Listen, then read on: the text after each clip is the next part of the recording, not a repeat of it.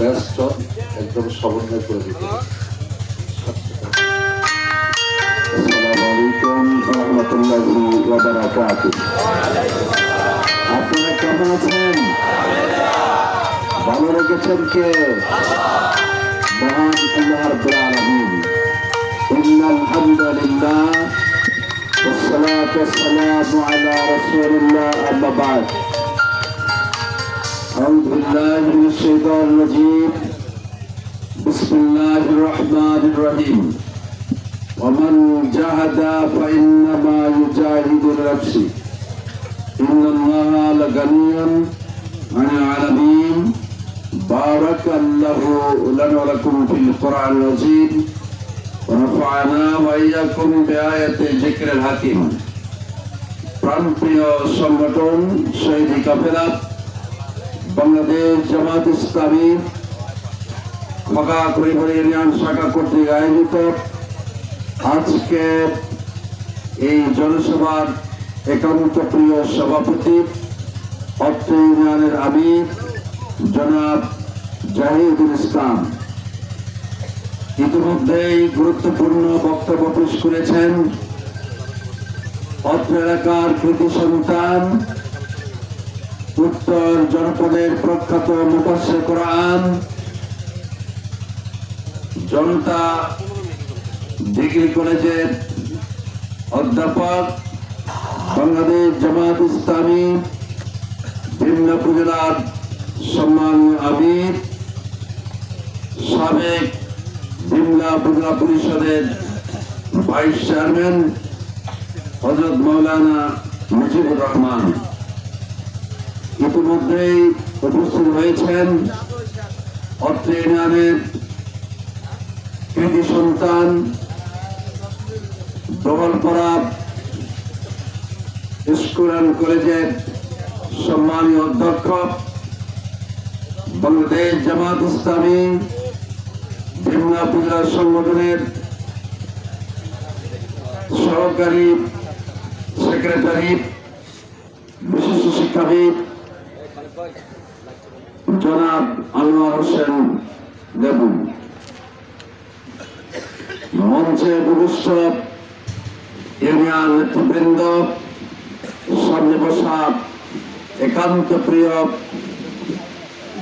চৌপতি বাজারের সম্মানিত সুধী ভাইরা, সাংবাদিক বন্ধুগণ, প্রশাসনিক কর্মকর্তা বৃন্দ, সম্মানিত ব্যবসায়িক বৃন্দ, একান্ত প্রিয় ভাইরা, আল্লাহ তাআলার দরবারে শুকরিয়া জানাচ্ছি যিনি রব্বুল আলামিন আজকে এই চৌপতির বাজার খোলা জায়গায় বাংলাদেশ জামাত ইসলামীর ব্যানারে আমরা জনসভা করার সুযোগ পেয়েছি। এজন্য আরেকবার শুকরিয়া জানাচ্ছি। সকলে আদায় করছি আলহামদুলিল্লাহ। আদরের দরুদ ও তাসলিমাত বর্ষিত হোক সর্বকালের সর্বযুগের সর্বশ্রেষ্ঠ নবী রাসূল প্রিয় নবী জনাব মুহাম্মদ রাসূলুল্লাহ সাল্লাল্লাহু আলাইহি সাল্লামের শানে। সম্মানিত ভাইরা, স্মরণ করছি যুগে যুগে যারা আল্লাহর দ্বীন কায়েমের আন্দোলন করতে গিয়ে নিজেদের তাজা রক্ত ঢেলে দেওয়ার মাধ্যমে এই পৃথিবীতে নিজেরা শাহাদাত বরণ করে দৃষ্টান্ত স্থাপন করেছেন, সেই সকল শহীদদেরকে আল্লাহ তাআলা তাদের জীবনের সকল গুনাহ ক্ষমা করে জান্নাতুল মাকাম দান করুন বলেন আমিন। সংগ্রামী বন্ধুগণ, বিশেষ করে 2024-এর জুলাইয়ের গণ অভ্যুত্থান যদি সৃষ্টি না হতো তাহলে আজকেও আমরা আপনাদের সামনে খোলা ময়দানে হাজির হতে পারতাম না। সংগ্রামী বন্ধুগণ, আমি আমার বক্তৃতা প্রলম্বিত করব না, আমি কয়েকটি কথা আপনাদের সামনে পেশ করতে চাই। আপনারা দেখেছেন গতকাল গোটা দেশব্যাপী প্রত্যেক উপজেলা প্রত্যেক জেলায় 5 দফা দাবি নিয়ে বাংলাদেশ জামাত ইসলামী জনগণকে সাথে নিয়ে বিক্ষোভ সমাবেশ ও মিছিল করেছে। গোটা দেশে জনগণের উপস্থিতি দেখে এক ধরনের রাজনৈতিক নেতৃবৃন্দ তাদের মাথা ঠিক না। সংগ্রামী বন্ধুগণ, 5 দফার মধ্যে প্রথম দফা হল জুলাইয়ের সনদকে স্বীকৃতি দিতে হবে এবং সেই আলোকে আগামী নির্বাচন হতে হবে। দ্বিতীয়ত হল উভয় কক্ষে পিআর পদ্ধতি চালু করতে হবে। অনেক রাজনীতিবিদ বলেছেন পিআর খায় না মাথায় দেয় বুঝে আসে না। পিআর পদ্ধতি হলো আনুপাতিক হার, তার মানে পিআর পদ্ধতি চালু হলে কোন ভোটারের ভোট নষ্ট হয় না। পিআর পদ্ধতি চালু হলে সন্ত্রাস হবে না, ভোট ডাকাতি হবে না, ব্যালট বাক্স ছিনতাই হবে না এবং এ পর্যন্ত যতগুলো নির্বাচন আমাদের দেশে হয়েছে প্রত্যেক নির্বাচনের সময়ে আমাদের দেশের কোনো না কেউ হতাহত হয়েছে, নিহত হয়েছে। তাহলে এই হতাহতের ঘটনা পিআর পদ্ধতি চালু হলে হবে না।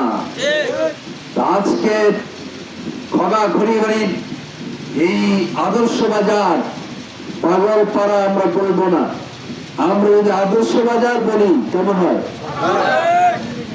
চৌপতি আদর্শ বাজার, পাগলপাড়া না। এখানে পাগল বাস করে না, এখানে জ্ঞানী করে বাস করেন, ঠিক কিনা? আমরা নিজেরাই এই নামের প্র্যাকটিস করব না। সংগ্রামী বন্ধুগণ, আপনারা কি চান পিআর পদ্ধতি চালু হোক?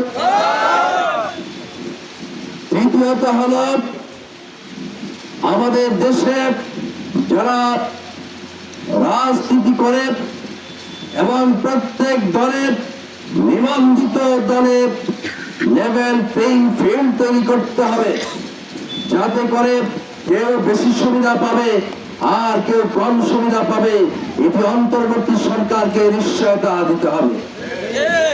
চতুর্থত হল বিগত আওয়ামী লীগ সরকারের সময়ে যত গণহত্যা হয়েছে, দুর্নীতি হয়েছে এবং সুশাসনকে লঙ্ঘিত করে দুঃশাসনের মাত্রা চালিয়ে দিয়ে প্রতিপক্ষকে ঘায়েল করার ব্যবস্থা করেছে, সকল প্রকার গণহত্যার বিচার বাংলাদেশ জামাত ইসলামী দাবি করেছে।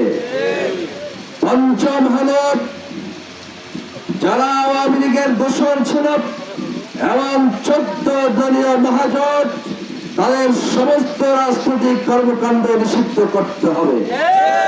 তা না হলে বাংলাদেশে সুষ্ঠু নিরপেক্ষ নির্বাচন হওয়া সম্ভব নয়।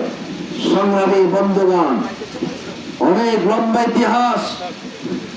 2006 সালে 4 দলীয় জোট যখন ক্ষমতা ছাড়ার দিন 28 অক্টোবর, সেখানে আপনারা দেখেছেন ঢাকা রাজধানীতে নদী বৈঠা দিয়ে শেখ হাসিনা নির্দেশ ক্রমে সেদিন পিটিয়ে লোক মারা হয়েছে, ঠিক না বেশি? সংগ্রামী বন্ধুগণ, এই অন্তর্বর্তীকালীন সরকারের সময়ও আমরা দেখেছি ঢাকা মিডফোর্ড হসপিটালের সামনে পাথর দিয়ে থেতলিয়ে লোককে হত্যা করা হয়েছে। আমরা এরকম বাংলাদেশ চাই নাই। আমরা এমন বাংলাদেশ চেয়েছিলাম যে বাংলাদেশের রাজনীতিতে কোনো হত্যা হবে না, গুমের রাজনীতি হবে না, খুন হবে না, এরপরে তাদেরকে আয়না ঘরে নিয়ে যথেচ্ছা অত্যাচার করা হবে না।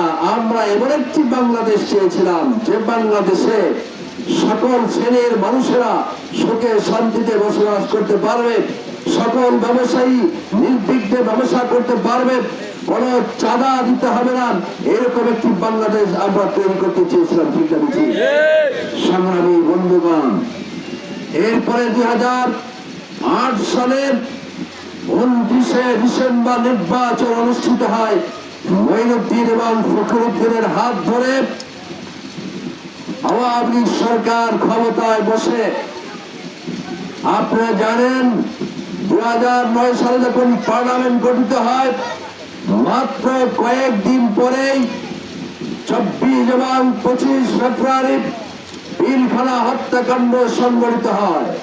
বাংলাদেশের দেশপ্রেমিক সেনাবাহিনীর 57 জন চৌকস সেনা কর্মকর্তাকে নির্মমভাবে সেদিন হত্যা করা হয়। সংগ্রামী বন্ধুগণ, সেই হত্যার বিচার এখনো পর্যন্ত বাংলাদেশে হয়েছে হয় নাই। 2006 সালের লগি বইটার বিচার এখনো হয়েছে হয় নাই। আবার 2012 সালের 9 ডিসেম্বর আরেকজন বিশ্বজিৎ নামে হিন্দু সম্প্রদায়কে হত্যা করা হয়েছে। উদ্দেশ্য ছিল যে এটি জামাত এবং শিবিরের উপরে দায়ভার চাপিয়ে দিয়ে জামাত শিবিরের রাজনীতি বাংলাদেশে বন্ধ করার ষড়যন্ত্র করা হয়েছিল। কিন্তু মিডিয়ার সুবাদে এই বিশ্বজিৎ হত্যাকাণ্ড শিবির লুকানো যায় নাই।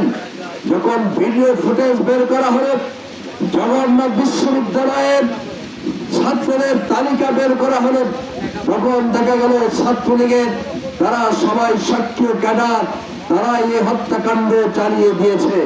আজ পর্যন্ত এই বিশ্বজিৎ হত্যাকাণ্ডের বিচার হয় নাই। সংগ্রামী বন্ধুগণ, 2013 সালের 5ই মে শাপলা চত্বরে তৌহিদি জনতা লক্ষ লক্ষ হাফেজ কারি আলেম ওলামা এসেছিল। তারা ছিল অরাজনৈতিক একটি সংগঠন। সরকারের কাছে আবেদন পেশ করেছিল, কোনোভাবেই আল্লাহর এবং আল্লাহ রাসূলের বিরুদ্ধে কটূক্তি করা যাবে না, যারা কটূক্তি করবে তাদের বিরুদ্ধে আইন পাস করতে হবে। কিন্তু দুঃখজনক, সেদিন ওই হেফাজতে ইসলামের ভাইদেরকে শাপলা চত্বরে শত শত নেতা কর্মীদেরকে হত্যা করা হয়েছে। সে বিচার কি এখনো হয়েছে? হয় নাই। আপনারা আরো জানেন, আন্তর্জাতিক দুনিয়ার খ্যাতি সম্পন্ন মুফাসসির কোরআন আল্লামা দিলওয়ার হোসেন সাঈদী রাহিমাহুল্লাহ রায়ের পরের দিন গোটা দেশে সকল মাস্টার, ডাক্তার, ইঞ্জিনিয়ার, পণ্ডিত, মজুর, তাঁতি, চাষি, কৃষক, ছাত্র ছাত্রী এবং মা বোনেরা সহ রাজপথে নেমে এসেছিল সাঈদীর পক্ষে, ঠিক না বেঠিক? কিন্তু পাখির মতো প্রায় 100 লোককে গুলি করে হত্যা করা হয়েছিল। এখনো পর্যন্ত এই হত্যার বিচার হয়েছে? হয় নাই।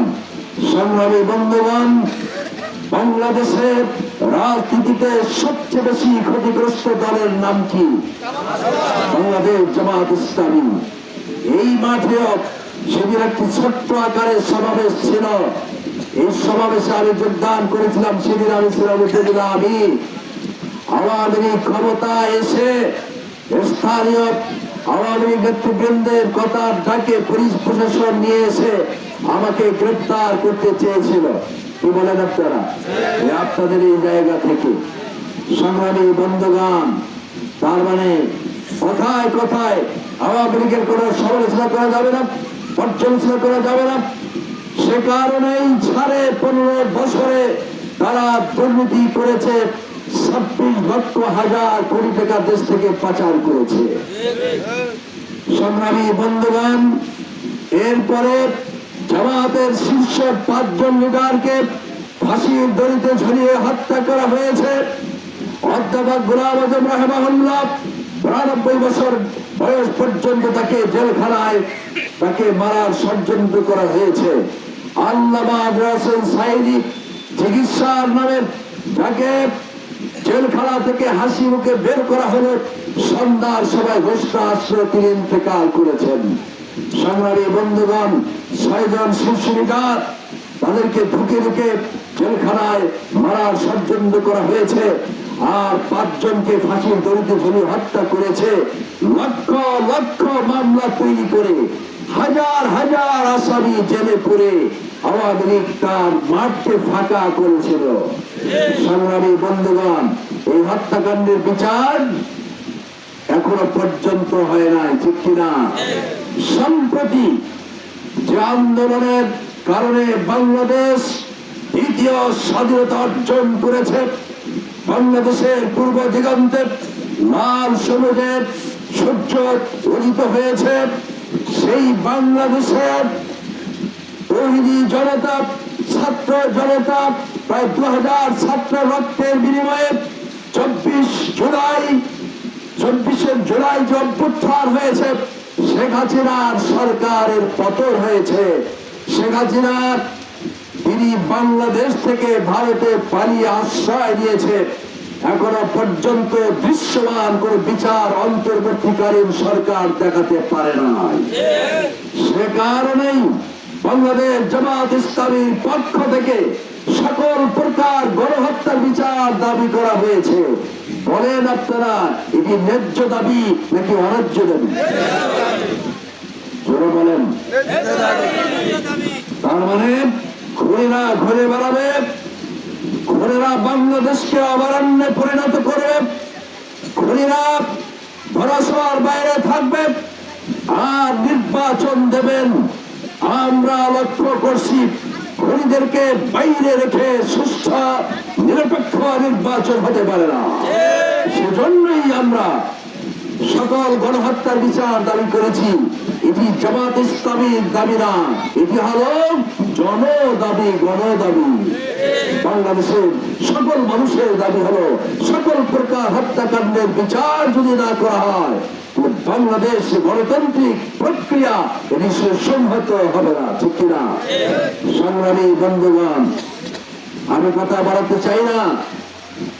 এখানে এসে শুনলাম রিপোর্ট, আর দর্শন করে বাড়িতে গিয়ে গরিব মানুষদেরকে প্রতারণা করা হচ্ছে। তোমরা যদি জামাতকে ভোট দাও তোমাদের কার্ড বাতিল করা হবে। আমরা ওই সকল বন্ধুদের বলতে চাই যে তোমরা কারা, তাদের কার্ড বাতিল করার তোমরা কারা? তোমরা কি রাষ্ট্রের কেউ? তার মানে এই ধোঁকা দিয়ে গরিব, অসহায়, বৃদ্ধ ভাই বোনদেরকে আপনারা প্রতারণা করবেন না।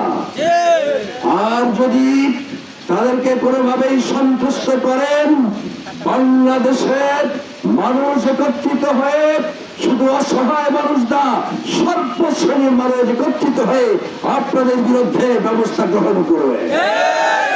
সংগ্রামী বন্ধুগণ, উন্নয়নের কথা বলা হয়, আমরা বলতে চাই বাংলাদেশ জামাত ইসলামী 2 জন ব্যক্তি 3টি মন্ত্রণালয় পরিচালনা করেছেন। কৃষি খাত উন্নয়ন করেছেন, শিল্প খাত উন্নয়ন করেছেন, সমাজ কল্যাণ খাত উন্নয়ন করেছেন। 2 জন মন্ত্রী 2 টাকার দুর্নীতির খতিয়ান বাংলাদেশে আজ পর্যন্ত কেউ বের করতে পারে না। সুতরাং যারা উন্নয়নের ধোঁয়া তোলে, জনগণকে ফাঁকি দেওয়ার চেষ্টা করে, আমরা দেখেছি বিগত সময়ে যারাই ক্ষমতার মস্তদে অধিষ্ঠিত ছিল প্রত্যেকেই দুর্নীতির সাথে যুক্ত হয়ে পড়েছিল। সংগ্রামী বন্ধুগণ, এই যে নদী শাসন, আমরা মনে করি মহাপরিকল্পনা যদি বাস্তবায়ন হয়, তাহলে আপনাদের এই উত্তর পদে পূর্ব সাতনাই, এরপরে হলো খগাখড়িবাড়ি ইউনিয়ন, এরপরে চাপাখড়িবাড়ি ইউনিয়ন, ঝোরগাছাপাড়ি ইউনিয়ন, খালিশাচাপাড়ি ইউনিয়ন, আমাদের যে কয়েকটি ফ্লাড এরিয়া রয়েছে, আমরা কথা দিচ্ছি কোন প্রকার দুর্নীতি হবে না, বরং দুর্নীতি ছাড়াই রাষ্ট্রের উল্লেখযোগ্য অর্থ এই নদী শাসন কার্যে ব্যবহার করা হবে। উপকৃত হবে আমাদের এলাকার দুঃখী মানুষেরা, নদীর পারের মানুষেরা তারা উপকৃত হবে। আমরা কথা দিচ্ছি আমাদের কোন লোক যে টেন্ডার হবে, টেন্ডার বাজির সাথে কোনোভাবেই সম্পৃক্ত থাকতে পারবে না। শতভাগ রাষ্ট্রের টাকা এই নদী শাসনে খরচ করা হবে, এই আস্থা, এই বিশ্বাস রাখবেন। সংগ্রামী বন্ধুগণ, জামাত ইসলামী যাহা বলে কার্যত জামাত ইসলামী তাহা বাস্তবায়ন করে, ঠিক কিনা? আমাদের আমির জামাত ডক্টর শফিকুর রহমান তিনি বলেছেন, বাংলাদেশের মানুষ যদি জামাত ইসলামীকে ভোট দিয়ে ক্ষমতায় যাওয়ার সহযোগিতা করে, আমি ডাক্তার শফিকুর রহমান বলছি আমার দলীয় কোন এমপি সরকারি কোন ভোট বরাদ্দ নিতে পারবে না, কারণ লক্ষ লক্ষ ভোটের মাধ্যমে তিনি নির্বাচিত হবেন। আর এমপি হওয়ার সুবাদে এক কাটাও জমি তিনি ভোট বরাদ্দ দিতে পারবেন না। জনগণের কি অংশ, জনগণের কি হক, ঠিক আছে। আবারও বলেছেন আমার দলের কোন এমপি রাষ্ট্রকে ফাঁকি দিয়ে তিনি শুল্ক মুক্ত গাড়িতে উঠতে পারবেন না। কই আমরা তো অন্য কোন লিডারদের পক্ষ থেকে কথা শুনি না। সুতরাং আস্থা রাখুন, বিশ্বাস করুন, বাংলাদেশ জামাত ইসলামী আজকে যেভাবে রাজনৈতিক ময়দানে পরিবর্তিত অবস্থায় কাজ করে যাচ্ছে, বড় বড় ব্যবসায়ীরা জামাত আমিরের কাছে যোগাযোগ করে অনেক সম্পদ দিতে চেয়েছে। আরো বলেছেন সম্মানিত আমিরে জামাত, আপনি যেখানে সফর করবেন আপনার জন্য হেলিকপ্টার প্রস্তুত থাকবে, যখনই চাবেন তখনই পাবেন। কিন্তু সম্মানিত আমিরে জামাতের পক্ষ থেকে না বলে দেওয়া হয়েছে। তারা আরো বলেছেন আগামী নির্বাচনে যত টাকা লাগবে আমরা বড় বড় ব্যবসায়ীরাই ম্যানেজ করে দেব। জামাত সংগঠনের পক্ষ থেকে না বলা হয়েছে। আলহামদুলিল্লাহ বলেন। সংগ্রামী বন্ধুগণ, তার মানে কেন ব্যবসায়ীরা ইতিমধ্যেই তারা আমিরে জামাতের সাথে যোগাযোগ শুরু করেছে। তারা দেখেছে ঢাকা বিশ্ববিদ্যালয়ে নির্বাচনে বাংলাদেশ ইসলামী ছাত্র শিবির নিরঙ্কুশ ভাবে বিজয় লাভ করেছে। আলহামদুলিল্লাহ বলেন। জাহাঙ্গীরনগর বিশ্ববিদ্যালয়েও বাংলাদেশ ইসলামী ছাত্র শিবির নিরঙ্কুশ ভাবে বিজয় লাভ করেছে। আরেকটা দলের ছাত্ররা অল আউট হয়েছে, একটা পদ পায় নাই।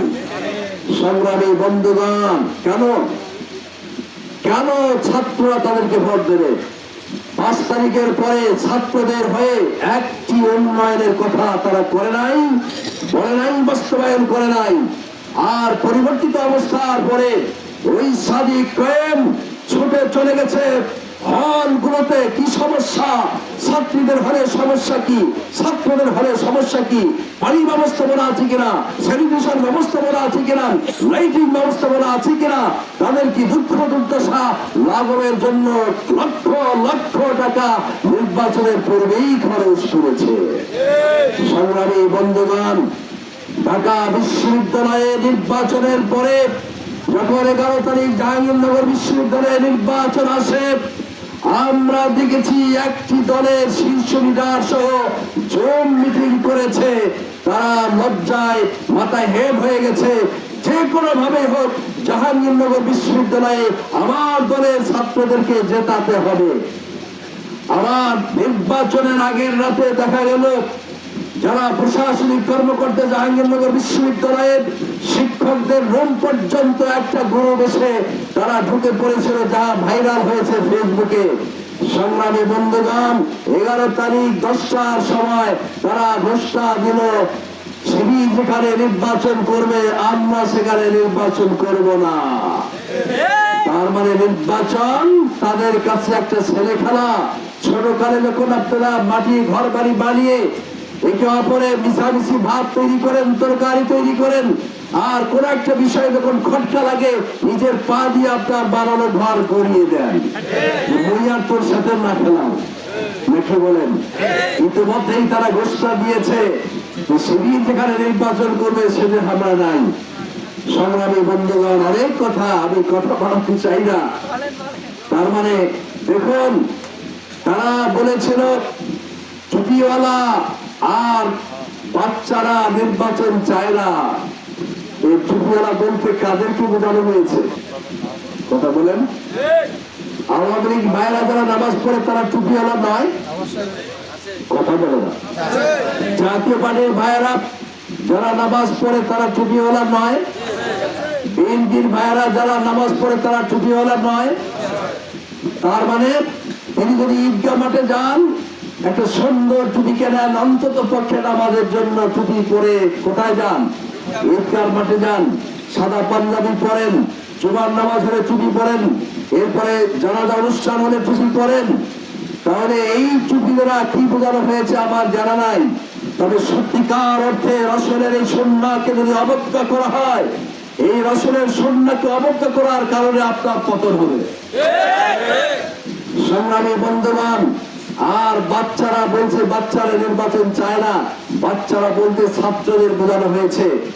অত্যন্ত পরিতাপের বিষয়, এই সকল বাচ্চারা আন্দোলন করে ঢাকার রাজপথে নিজের তাজা রক্ত ঢেলে দিতে যদি ব্যর্থ হতো, আপনার মতো দায়িত্বশীল রাজনীতিবিদ বাংলাদেশে আসতে পারতেন না।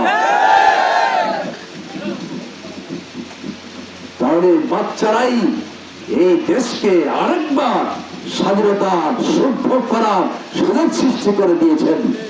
সংগ্রামী বন্ধুগণ, আমরা নির্বাচন চাই, তবে 5টা দাবিকে সামনে রেখে অন্তর্বর্তীকালীন সরকারের কাছে দাবি পেশ করেছি। দৃশ্যমান ব্যবস্থা গ্রহণ করুন। আর ফেব্রুয়ারি কেন, ডিসেম্বর মাসেও যদি অন্তর্বর্তীকালীন সরকার নির্বাচনের ডেট ঘোষণা করে আমরা প্রস্তুত আছি। আমরা কি আছি? প্রস্তুত আছি। এখনো পর্যন্ত আপনাদের ক্যান্ডিডেট কোথায় কি হবে এখনো আমরা দেখছি না, তো প্রস্তুত তো আমাদের আছে, আপনাদের তো দেখি না। কথা বলেন ঠিক কিনা? তার মানে এরকম আমি আজকে বলতে চাই, ডাকসু এবং জাকসু নির্বাচনের পরে রাজশাহী বিশ্ববিদ্যালয়ের নির্বাচন কয়েকদিন পিছায় দেওয়া হয়েছে 16 অক্টোবর। কি বলেন? যতই নির্বাচন পাচান না কেন, আমরা মনে করি যে তারিখেই রাজশাহী বিশ্ববিদ্যালয়ের নির্বাচন হবে, চট্টগ্রাম বিশ্ববিদ্যালয়ের নির্বাচন হবে, সেখানেও বাংলাদেশ ইসলামী ছাত্র শিবির নিরঙ্কুশ ভাবে বিজয় লাভ করবে। এই মেসেজ গোটা দেশের, কি হিন্দু, কি মুসলিম, কি বৌদ্ধ, কি খ্রিস্টান, কি ব্যবসায়ী, কি মজুর, কি তাঁতি, কি চাষি, কি মাস্টার, কি ডাক্তার, কি ইঞ্জিনিয়ার, সকলের জন্য। ছাত্র ঐক্যবদ্ধ হয়েছে দুর্নীতির বিরুদ্ধে, ছাত্র ঐক্যবদ্ধ হয়েছে সন্ত্রাসের বিরুদ্ধে, ছাত্র ঐক্যবদ্ধ হয়েছে অসাধু রাজনীতিদের বিরুদ্ধে। ঠিক কিনা? আসুন আমরা এমন একটি মানবিক বাংলাদেশ গড়তে চাই আপনাদেরকে সাথে নিয়ে, যে মানবিক বাংলাদেশে কোনো বৈষম্য থাকবে না, দুর্নীতি থাকবে না, সন্ত্রাস থাকবে না, রাহাজানি থাকবে না, খুন থাকবে না, মারামারি থাকবে না, ভোট ডাকাতি থাকবে না, ব্যালট বাক্স ছিনতাই হবে না। এরকম বাংলাদেশ আমরা চাই। কারা কারা চান? লিল্লাহি তাকবীর, লিল্লাহি তাকবীর।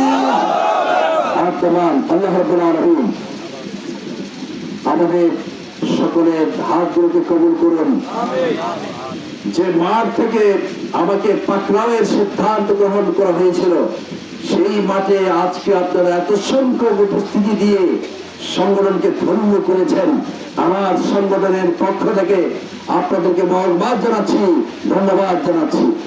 আর যারা যুবক ভাইরা রয়েছেন, ডিগ্রি পাস গোটা দেশে 13%, যুবক ভাইদেরকে চাকরি খুঁজতে হবে না, বরং চাকরি যুবক ভাইদেরকে খুঁজবে। এইরকম বাংলাদেশ আমরা করবো ইনশাআল্লাহ।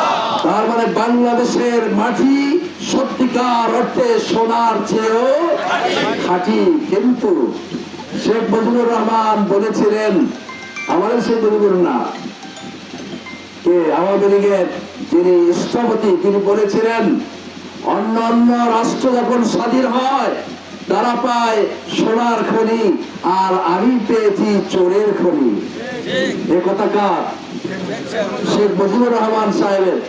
তার মানে তিনি রেখে গেছেন যে উত্তরসূরি চোরেরা, এই চোরদের কারণে বাংলাদেশের অর্থনীতিতে তারা ফোকলা রাষ্ট্র বানিয়েছে। এজন্য বাংলাদেশকে যদি আপনি আর্থসামাজিক উন্নয়ন করতে চান, বেকারত্ব দূরীকরণ করতে চান, দারিদ্রতা নিরসন করতে চান, তাহলে অবশ্যই সব যোগ্য লোকদেরকেই ক্ষমতায় বসাতে হবে।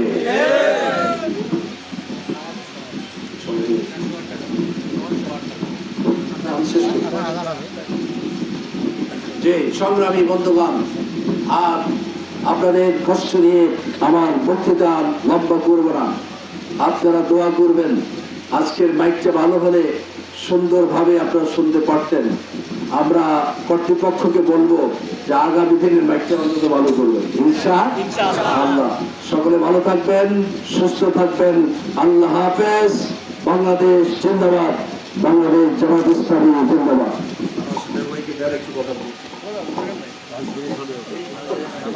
আলহামদুলিল্লাহ, আমরা মোহতারাম জেলা আমিরের কাছে গুরুত্বপূর্ণ কথা শুনলাম। এরপর যে অতি সম্পদ ধন্যবাদ কথা বলবেন আমাদের অত্র এলাকার সুপরিচিত